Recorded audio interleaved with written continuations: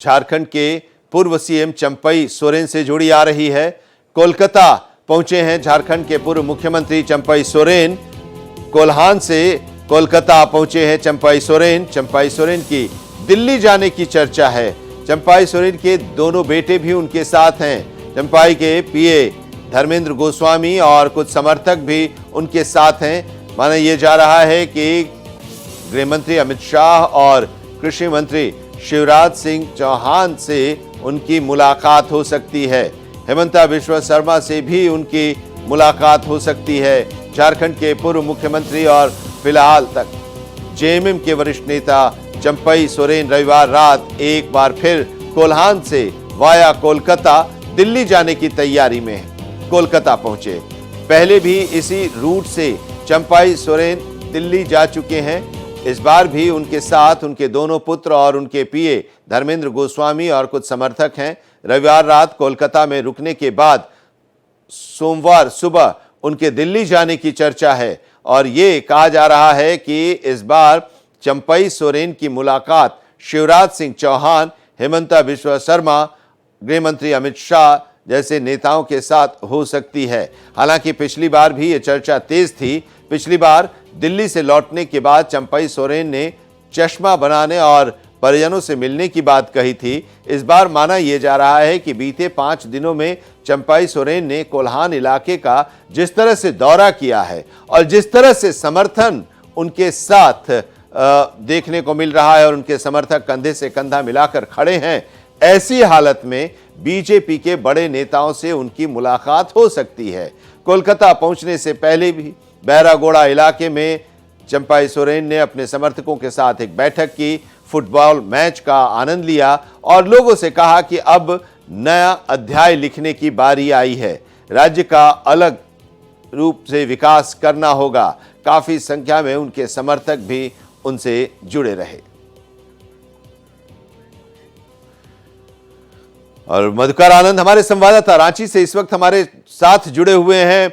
मधुकर, चंपई सोरेन को लेकर लगातार कयास लगाए जा रहे हैं। अपनी पार्टी वो बनाएंगे, इसकी बात भी उन्होंने कही।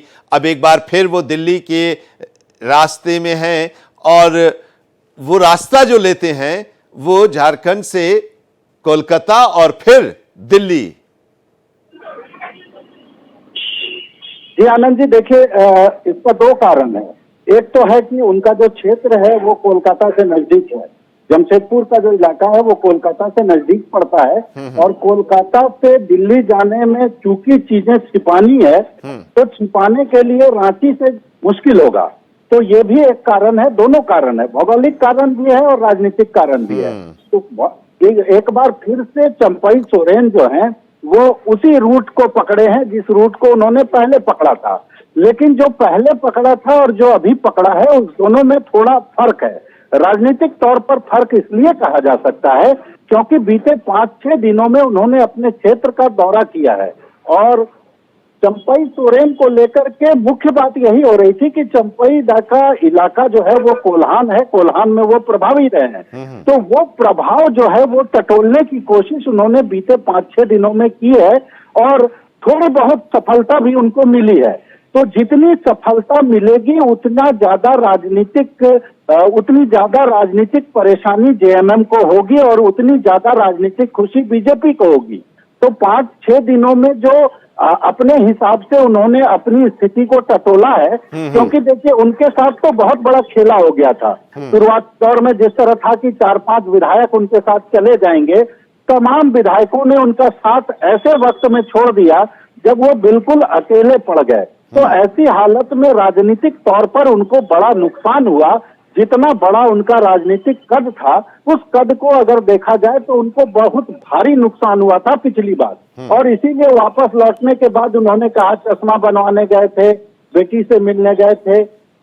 इस तरह के राजनीतिक बयान जो हैं वो दिए जाने के मुख्य कारण यही सब थे कि राजनीतिक तौर पर वो काफी कमजोर हुए थे। लेकिन इस बार थोड़ी बहुत जमीन बना करके गए हैं। अब बीजेपी के लिहाज से अगर बात करें तो बीजेपी ने पिछली बार उनको इसलिए मझधार में छोड़ दिया क्योंकि चंपई सोरेन के कद का व्यक्ति जब जेएमएम छोड़ के बीजेपी में आएगा तो बीजेपी को यही लगा था कि 4-5 विधायक लेकर आएगा। हाँ। तो वो 4-5 विधायक तो आ नहीं पाए, तो बीजेपी ने राजनीतिक तौर पर चंपई सोरेन को अपने गले लगाना उस वक्त सही नहीं समझा। लेकिन जो हम लोगों को सूचना लगातार मिल रही थी, उन सूचनाओं के मुताबिक ये था कि बातें दोनों खेमों में लगातार चल रही है और बातें सकारात्मक चल रही हैं।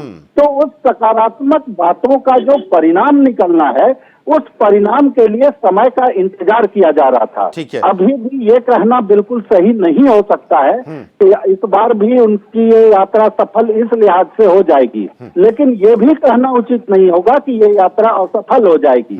लेकिन इतना तो तय है कि अभी की परिस्थिति में जो उनकी ये यात्रा है, वो उस लिहाज से जो उनका राजनीतिक कद है, उस लिहाज से यात्रा पहले भी सफल नहीं होती और इस बार भी सफल नहीं होगी। ठीक है, तो आते हैं आपके पास जरा। जिसकी बात आप कर रहे हैं, कोल्हान इलाके की बात आप कर रहे हैं, और उस कोल्हान इलाके में चंपई सोरेन काफी लोकप्रिय भी रहे हैं। जरा उसका समीकरण समझते हैं उस इलाके की।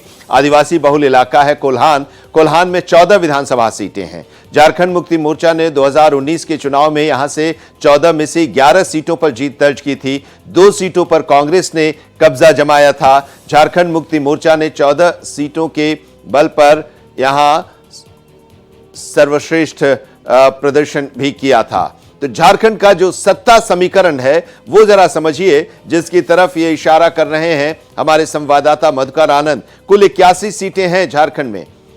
विधानसभा की 81 सीटें हैं। बहुमत का आंकड़ा 41 है। झारखंड मुक्ति मोर्चा के पास 26 सीटें हैं। कांग्रेस के पास 18 सीटें हैं। आरजेडी के पास 1 सीट है। सीपीआईएमएल 1 सीट है। कुल 46 सीटें हैं। इसमें ये आरएलडी नहीं, आरजेडी है, राष्ट्रीय जनता दल, और उसके एक विधायक जीते हैं जो कि एक वो इस सरकार में मंत्री भी हैं। लेकिन विपक्ष की बात करें तो 22 बीजेपी के पास है, एजेएसयू के पास 3 है, इंडिपेंडेंट 2 है, एनसीपी का 1, 28 विधायकों का समर्थन है विपक्ष को, भारतीय जनता पार्टी और उसके समर्थन में। चंपई सोरेन का क्या है राजनीतिक प्रभाव, जरा वो देखिए। कोल्हान टाइगर के नाम से चंपई सोरेन मशहूर हैं। आदिवासी वोट बैंक पर उनकी एक मजबूत पकड़ रही है। झारखंड आंदोलन में वो एक बड़े नेता के तौर पर रहे हैं और इसीलिए उन्हें टाइगर कहा जाता रहा है, और टाइगर कोल्हान टाइगर के नाम से वो मशहूर भी रहे। कोल्हान क्षेत्र में चंपई सोरेन की अच्छी पकड़ मानी जाती है। यहाँ की 14 सीटों पर उनका असर है। पोटका, घाटशिला और बहरागोड़ा में मजबूत पकड़ है। ईचागढ़ और पश्चिमी सिंहभूम जिले में मजबूत जनाधार भी है। 1991 में पहली बार निर्दलीय प्रत्याशी के तौर पर इनकी जीत हुई थी। 1995 में झारखंड मुक्ति मोर्चा के टिकट पर जीत दर्ज की। 2005 से लगातार सरायकेला विधानसभा क्षेत्र से विधायक हैं। 2019 में जमशेदपुर संसदीय क्षेत्र से चुनाव भी लड़े थे।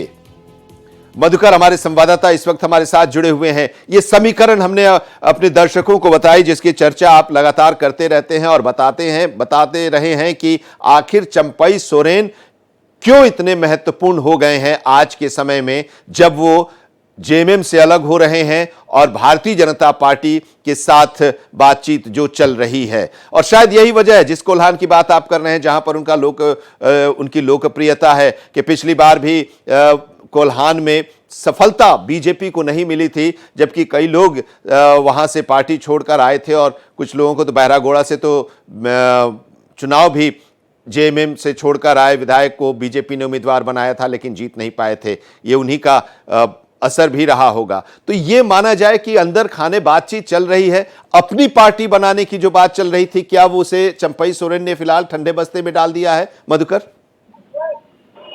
देखिए आनंद जी, सबसे पहले तो जो समीकरण आपने बताया, वो समीकरण जो सीटों के लिहाज से आपने बताया, अब मुझे लगता है कि अब उसका वक्त रह नहीं गया, क्योंकि सरकार अब 2 महीने चलनी है, और चुनाव मतलब सामने है। तो ऐसी परिस्थिति में कौन आएगा कौन जाएगा ये बड़ी बात नहीं है, अब कौन आ सकता है ये एक बड़ी बात है, जैसी की चर्चा आपने की भी। लेकिन जिस तरह से कोल्हान में 14 सीटें हैं, और अभी सबसे ज्यादा महत्वपूर्ण ये समझना है हमारे दर्शकों को कि आखिर उन 14 सीटों पर जो चंपई सोरेन के बीजेपी में शामिल होने से क्या प्रभाव पड़ सकता है? मधुकर आनंद हमारे संवाददाता वहां की राजनीतिक समीकरण को समझा रहे हैं। कोल्हान में क्यों महत्वपूर्ण हो जाते हैं चंपई सोरेन, और चंपई सोरेन को लेकर भारतीय जनता पार्टी क्यों इतनी एक्टिव है और वो बीजेपी के साथ क्यों मिलना चाह रहे हैं, ये सारी बातें जो हैं वो बताने की, समझाने की कोशिश कर रहे हैं। बहरहाल एक बार फिर से कोल्हान के जरिए कोलकाता और कोलकाता के रास्ते दिल्ली जा रहे हैं चंपई सोरेन अपने दोनों बेटों के साथ और अपने पीए के साथ वहां पर, और उम्मीद ये की जा रही है, अटकलें ये लग रही हैं कि इस बार जब वो जाएंगे तो फिर गृह मंत्री अमित शाह, कृषि मंत्री शिवराज सिंह चौहान से भी उनकी मुलाकात हो सकती है।